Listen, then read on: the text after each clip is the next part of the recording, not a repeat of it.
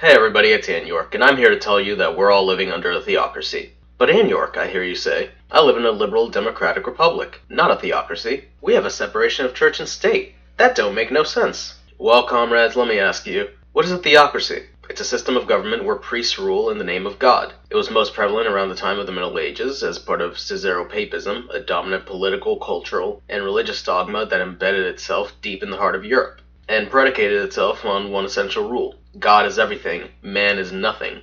Today we all live under Thomas Hobbes' Leviathan, in the form of neoliberal state capitalism, born out of the same desires as the dominant religious culture of the Middle Ages, to control the actions and aims of human beings and make them subservient to a singular will through cultural dogma and propaganda. In the Middle Ages, it was the Catholic dogma and faith in God that permeated all medieval life. But the rulers of the modern nation-state realized you don't need to use the abstraction of a god to make people subservient to higher authority. You can have the same level of obedience and fervor of a religious fanatic in your average citizen, as long as you make them believe they're serving a higher power, just by different names. A religious chant, a pledge of allegiance. Religious iconography that can never be disrespected, a flag. A holy book that no one actually reads, a constitution and declaration of independence. And of course the willingness to kill and be killed, in order to protect the perceived sanctity of these things. What else but the fervor of a religious fanatic could make people talk about their loved ones fighting and murdering people they've never met, like heroes, under the honorable quote-unquote title of soldier? The new political religion of nationalism learned that you don't need to create convoluted mythological canon and have dry metaphysical debates about how many angels can fit on the head of a pin to control people. The new political priest class of the modern nation-state, what has come to colloquially be called the deep state, has discovered long ago that you only need simple national myths and a manufactured feeling of consent, so that when you go to the polling booth and vote for a liar in a suit, you feel like you're making a difference. This is reinforced with vacuous, catchy slogans whose meaning can't be refuted because they never meant anything in the first place. Support the troops, God bless America, they're protecting your freedoms. Nonsense statements that mean nothing and aren't made to be thought about, but made to encourage belief in common myths of nationalistic exceptionalism that the new political priests have concocted and tried to push for so long. The myth meant to reinforce that one simple idea that props up the modern state theocracy. You are nothing. The state is everything. But we're getting a little ahead of ourselves. That was a lot to qualify, and we're going to go through it all. Let's start at the same place Rocker did, with historical lenses and the total inefficiency of historical materialism.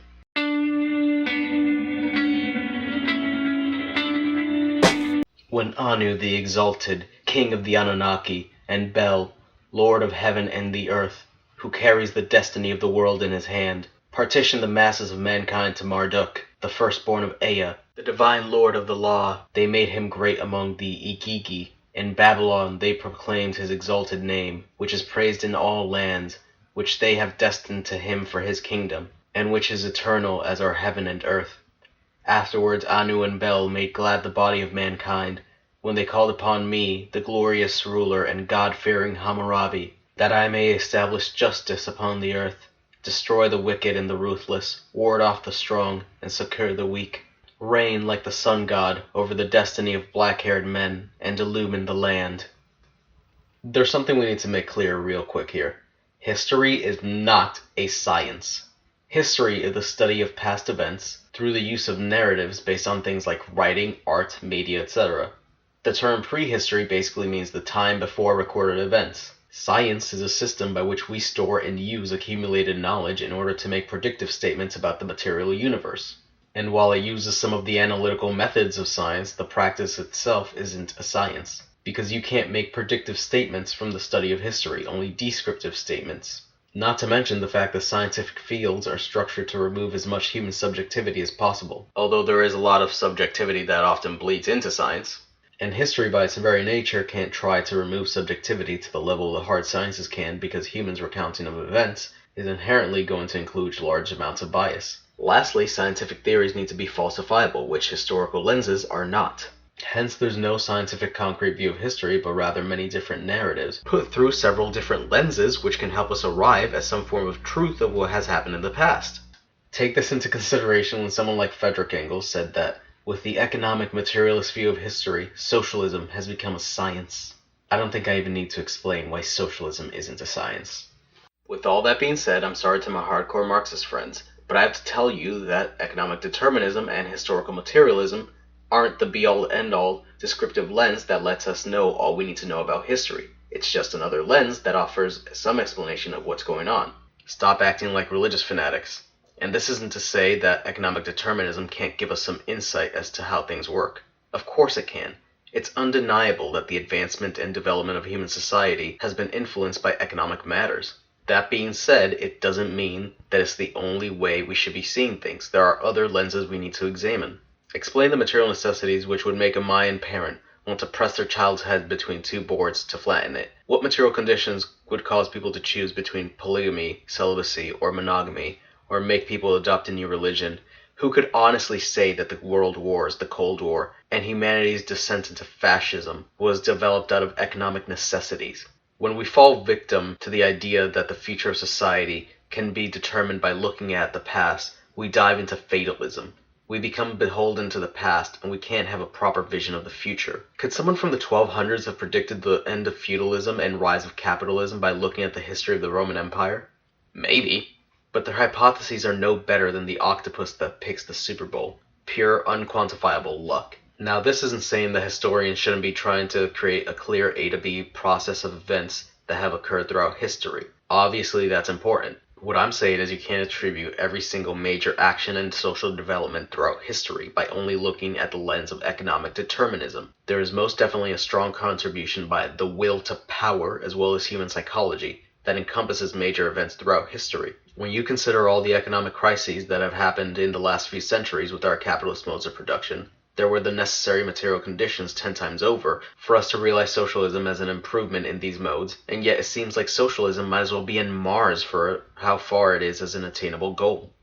And there have been countless times when the bourgeois of countless countries have gone against their own economic best interests to exert their will and control over everything they can get their grubby little fingers on. As Rocker points out in the first line of his book, the deeper we trace the economic influences in history, the more we are convinced that the will to power has up to now been one of the strongest motives in the development of human social forms. So keep all of this in mind when we talk about the concept of Cicero-Papism and the intrinsic relationship between religion and the state. By the way, even though pre-modern societies technically aren't states as we know them now because they didn't have strict borders, I'm going to use a rather loose definition of states throughout this video and just call these old central authority states. Now, what is Cicero-Papism? It's essentially when the authority of religion or a religious head is mixed with the secular power of a state. For example, Julius Caesar, the namesake of the concept. He was both the dictator and effective king of Rome, as well as the Pontifex Maximus of the Roman religion. He dove even harder into this when he was made dictator of Rome after winning the Civil War, and immediately traced his lineage back to the goddess Venus. Many old rulers did stuff like this. Alexander proclaimed himself a demigod and son of Zeus, and seemed to believe it too.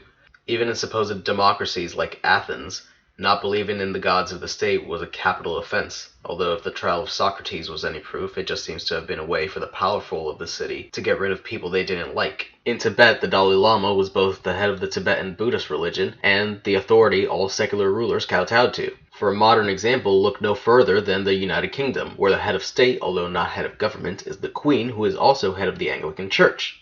The point is, this is a very old concept that was at the heart of most pre-modern and even some modern political powers. Going back even further, remember that quote from Hammurabi? The old despot of Babylonia set himself up as the chosen of the gods. This is another common theme throughout history, where the patriarchal founder of a people, or their lawgiver, is always a god, the chosen of a god, or the child of a god. The supposed ancestor of Romulus and Remus, Aeneas, was a supposed demigod as son of Venus. Muhammad was given a revelation by an angel of God being told the truth of Islam before he gained a big enough following to create a continent-spanning empire. The Chinese emperors were given the mandate of heaven as approval for, quote, just and righteous rule. The priests were, in all practical sense, the highest ranking class in the Indian caste system. The Brahmin were supposedly made from the head of the god Brahma and the warrior caste from Brahma's breast. This story was meant to give legitimacy to the fact that the warrior caste was always under the direct control of the Brahmin, and the idea that the two must always be intertwined, an idea I'm sure the priest class were all too happy to propagate. In Europe, the popes in Rome proclaimed themselves the viceroys of God on earth, and used religious authority of the papacy to approve secular kings and princes. Pope Innocent III believed the church should conquer the whole world under the banner of Christ and viewed secular rulers as mere vassals to the church. The point I'm laboriously trying to hammer home is that all political authority presupposes a religious sort of character. The legitimacy of the state is intertwined with that of religion, and even the modern nation-state, with its secular nature, isn't free of this. Secular nation-states have their own political myths, meant both as a unifying force and a way to grant legitimacy to the state. In my country of the United States of America, we idealized the 1950s post-war era, where the state was strong, and the economy was booming along with the population. We have an older myth of the Western, a rugged individualist taming the savagery of the frontier from things like natives, outlaws, and corrupt politicians, with nothing but his grit, his principles, and a gun. We also have the myth of a small town, a piece of Americana where a quaint little place off Route 66 is home to good upstanding citizens. This town has a church, a general store, town hall with a county mayor, a school, and maybe an area where the blacks are allowed to live, and everything is flags, baseball, and apple pie. Which is objectively the worst of the fruit pies, fight me. I don't feel like I need to point out how all these myths are offensively inaccurate on some level, but I want to stress that none of these fictions are religious in their origin. God didn't come down and give us the Constitution or something, although some people in the Deep South might actually think that. But despite that, they're still myths. They're stories we tell ourselves to appeal to some sense of cultural unity, and the state uses these myths as a way to give legitimacy to itself. The 1950s post-war era is a time where the state had just come out on top of the most destructive war in human history, and it was also a time of hope for America to become more powerful than ever before, as well as a time where the citizenry were asked to prepare to combat a grand evil in the form of communism, so as to preserve the American way of life, which just so happened to include the American state. The cowboy trope is pretty easy to break apart. The archetypical American, usually white, brings law and order to the violent frontier by dispensing violence of his own. It's pretty easy to see how this can help the state's legitimacy, and maybe sweep a few genocides of the Native Americans under the rug. The small town is just the idealized version of what an American community is meant to be, and is appealed to by many a politician as, quote, the real America, whatever the fuck that means. Now, I'm not trying to claim any of this as a nefarious plot. These fictions weren't made in a lab by a shadowy cabal to try and make the populace subservient. What I'm saying is these things work to feed this vague idea of what America is supposed to be in a way that reinforces hegemonic values which are meant to give perceived legitimacy to the state. Fascism is just the natural extension of this. They've bought into the myths so hard that they don't realize these things aren't true. So they believe we need to go back to some imagined past, so we can leave this supposed degenerate state our society has fallen into. Or, in simpler terms, there are too many brown people, I want to go back to a time where there were less brown people. This is the reason why Rocker says all political authority is tied to religion, because what is the point of trying to claim the legitimacy of a god, and trying to make people believe that legitimacy? It's to gain political power. The same way all these myths function to legitimize the state, so the rulers of that state can gain and exert political power at the expense of everything else. Or, as I said in the intro to this video, the nation-state and Caesaro-papism are based on the same fundamental truths. In papism, God is everything, man is nothing. While in our modern political theology, the state is everything, people are nothing. But we're getting a little ahead of ourselves. We need to talk about how we got to this modern religion of nationalism, and the nature of political power.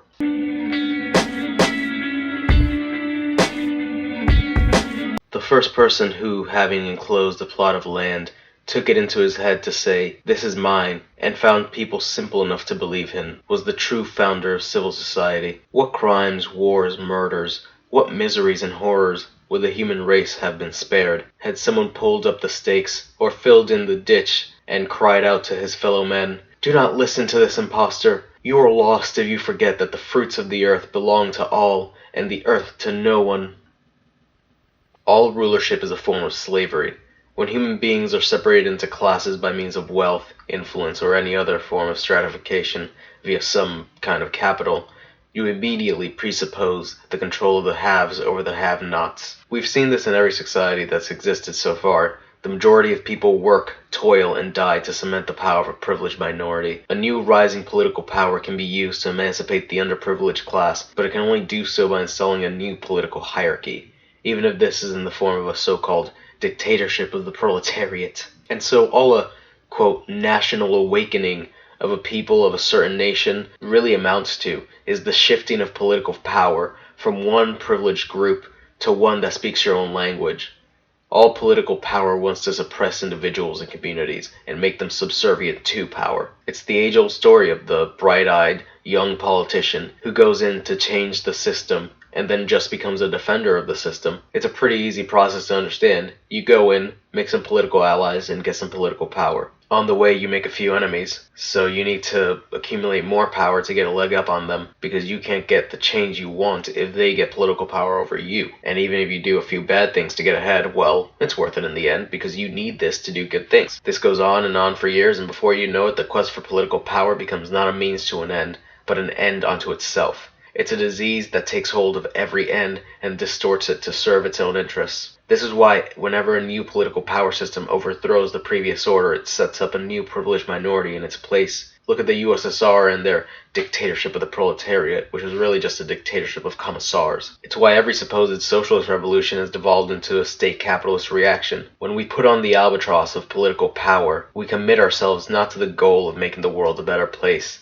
but to the end of accumulating that power at all costs. The end goal of accumulating power lives in the immortal words of Louis XIV, "L'État c'est moi," I am the state. This has been the case for every political power in human history, and I'm not going to go through every single example to make a point. You should read Nationalism and Culture for that. Rocker goes very in-depth with these examples, and it's a very good read as well. I'm saying this to make the point that the purpose of political power is world domination. Whenever a new power rises in geopolitics, its goal will always be to make other powers subservient to its interests, and it will only tolerate another power whose goals are aligned at the moment, and the second that stops being the case, the two will try to achieve dominance over the other. Think the US and the USSR. And the reason I'm trying to establish this fundamental idea of the nature of political power right now is to explain that the rise of the modern nation state was to accomplish a will to power of a new order over the old order of Caesaropapism. And it's why the nature of the modern nation state, as we've already established, is very much based on mythology and other religious principles. In other words, this is really nothing new. See, despite the common pedagogy, nationalism is not a new phenomenon.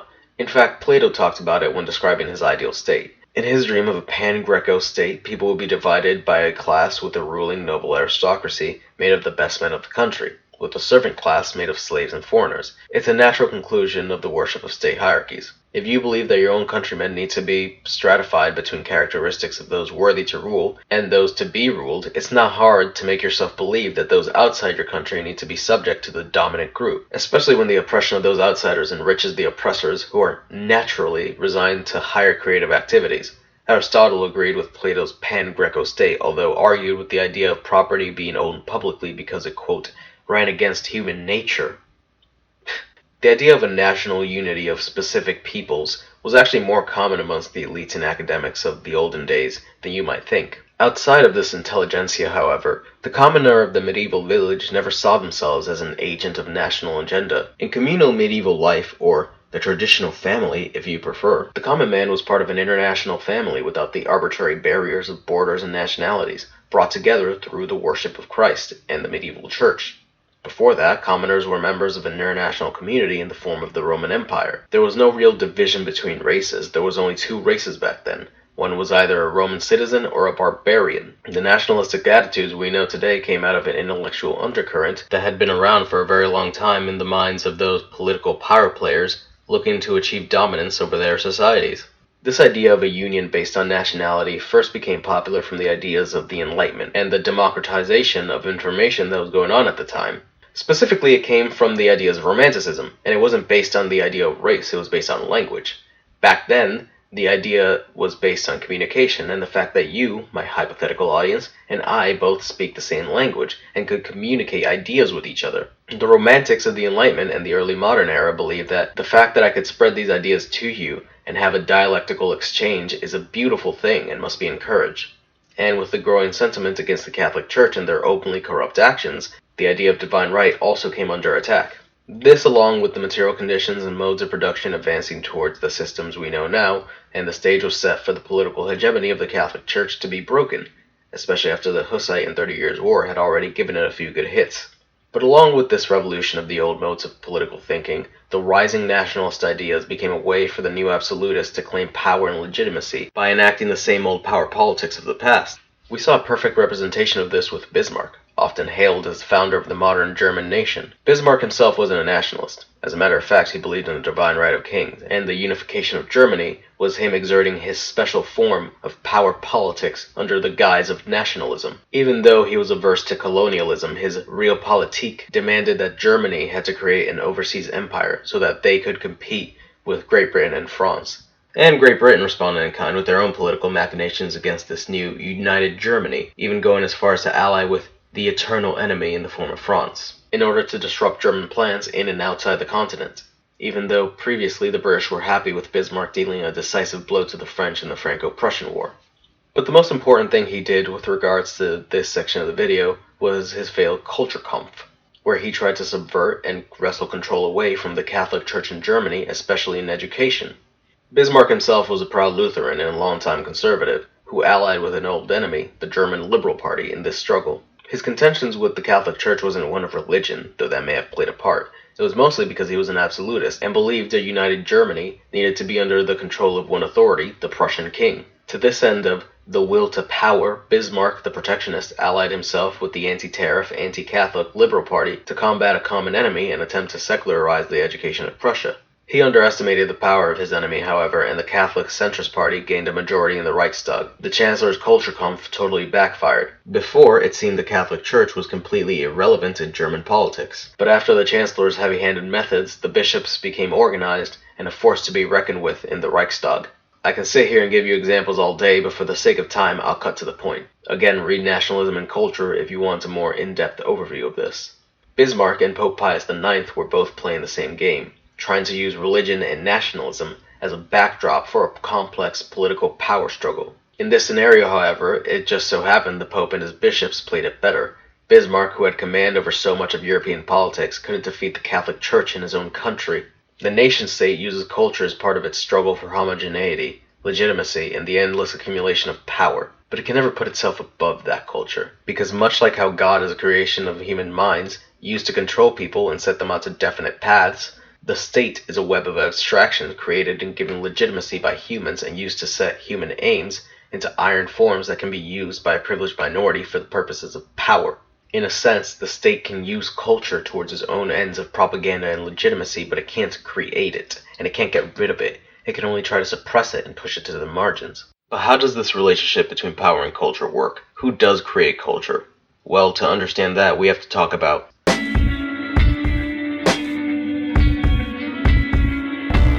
wherever a people still exists, it does not understand the state, but hates it like the evil eye, and a sin against laws and customs. This sign I give you: every people speaks its own language of good and evil, which its neighbor does not understand. It invented its own language for laws and customs, but the state lies in all tongues of good and evil, and whatever it says it lies, and whatever it has stolen. Everything about it is false. It bites with false teeth. Even its guts are false. This was a peculiar part of the book. In my first few readings, I thought Rocker just read Thus Spoke Zarathustra and got inspired to make his own version of dialectics. But after thinking about it for a bit and giving Nationalism and Culture a few more reads, I think I have a better idea of what he was on about. See, Nietzsche had this idea that art is greatest when the state is weakest, and worst when the state is strongest. And Rocker clearly ran with this, pointing out where every time in human history where great art was produced was in times of social upheaval. So to these two, the state and culture are in a dialectical situation where the natural creative urge of peoples is always suppressed by a powerful centralized state. And Rocker points out that the time when Italian art was best was during the Renaissance, when Italy was a highly decentralized between many city-states and merchant republics, as well as with the case of the Greek city-states versus when Rome or the Macedonians had control over the region. This gets tricky though, because we're talking about the nature of art and culture, which are inherently very subjective and abstract things. Art just expresses human emotions and a point of view to get other humans to identify with it. So it's very difficult to express the nature of nationalism versus culture in a way that doesn't come across as preachy and feelings-based. The way I see it, Rocker is trying to make a distinction between the nature of the state and the nature of human creativity and imagination to show that the state by its nature has to behave in ways antithetical towards human interaction.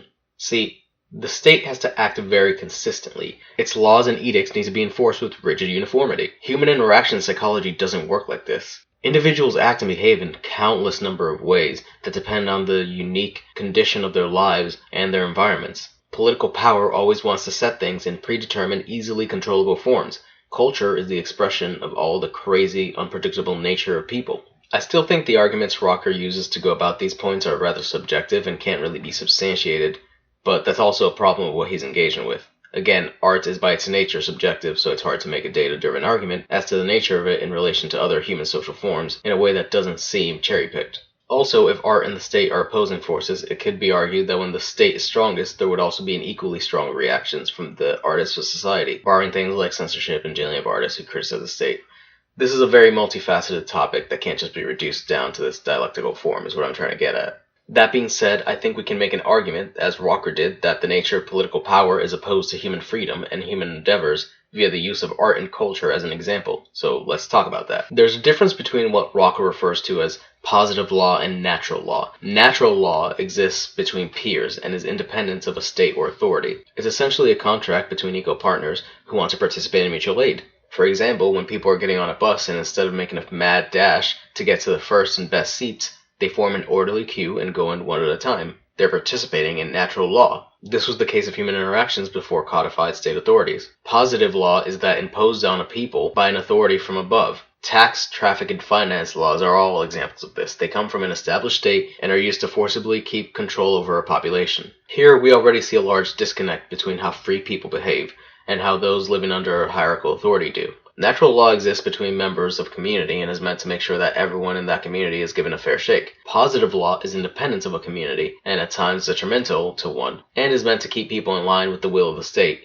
independent of the harm it might do to certain communities. See the drug war. In the case of natural law, people are trying to come at a solution to their problems through the tools that hundreds of thousands of years of evolution have provided us. But in the case of positive laws, it's coercion being used to try to set our ways of expression and interaction into rigid forms for the benefit of a privileged minority. So when Rocker says that the state and culture are antagonists, it seems he's saying that the state is opposed to the natural predilections of humans that allows us to build communities and freely express ourselves. As we've said already, all political power wants to assert its dominance and make everything serve the purpose of those who hold that power.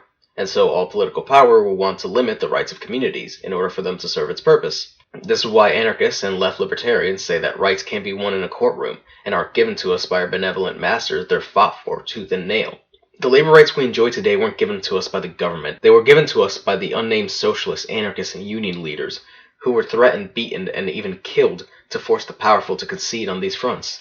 Positive laws only change when the conditions people live under get so unbearable that they have to force the powers that be to change things through direct action, or in some cases even outright revolt. And just as we have descended into an unbearable epoch of neoliberal state capitalism, so we must fight like the union leaders before us to create a truly free and open society. For that, though, we must know our enemy.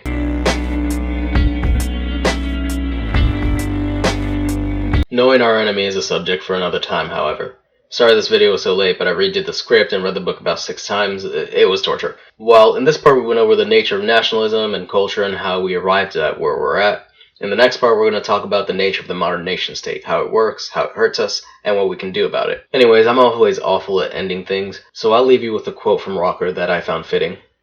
Not without reason does the modern monopolistic capitalism support the National Socialist and Fascist reaction. This reaction is to help beat down any resistance of the working masses in order to set up a realm of industrial serfdom in which productive man is to be regarded merely as an economic automaton, without any influence whatsoever on the course and character of economic and social conditions. The Caesarean madness stops at no barrier. Without compunction it rides roughshod over those achievements of the past, which have all too often been purchased with the heart's blood of the people. It is always ready to smother with brutal violence the last rights and last liberties which might interfere with its plan for holding all social activities within the rigid forms set by its will. This is the great danger which threatens us today and which immediately confronts us. The success or failure of monopolistic capitalistic power plans will determine the structure of social life of the near future.